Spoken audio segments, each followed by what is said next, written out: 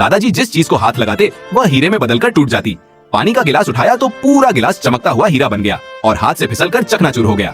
कुर्सी पकड़ी तो वह हीरे की बनकर 1000 टुकड़ों में टूट गई। खेत में फसल को छुआ तो बालियां चमकदार हीरो जैसी सख्त हो गई।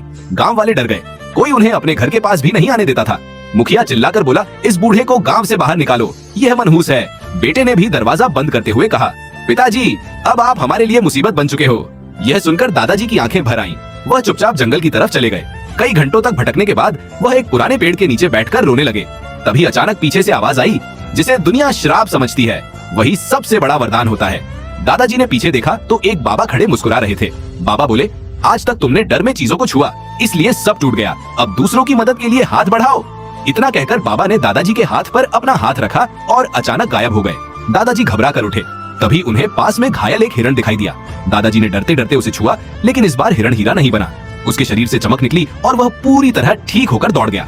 दादाजी हैरान रह गए। वह तुरंत गांव लौटे। रास्ते में एक गरीब आदमी का टूटा हुआ घर दिखा। दादाजी ने दीवार को हाथ लगाया और अगले ही पल टूटी हुई मिट्टी की दीवार चमचमाते हीरो जैसी मजबूत बन गई। फिर उन्होंने सूखे खेत को छुआ तो वहाँ चमकती हुई सुनहरी फसल उगाई। देखते ही देखते पूरे गांव के गरीबों की जिंदगी बदलने लगी। जिन लोगों ने उन्हें मनहूस कहा था वही अब उनके पीछे पीछे घूमने लगे। दादाजी ने एक एक करके सब गांव वालों की गरीबी मिटा दी। किसी के घर को हीरो जैसा मजबूत बना दिया, किसी की टूटी चीजों को कीमती बना दिया। पूरा गांव अब चमक रहा था। लेकिन अगले दिन दादाजी अकेले बैठकर रो रहे थे, क्योंकि इतना अच्छा काम करने के बाद भी उन्हें किसी ने लाइक और सब्सक्राइब नहीं किया।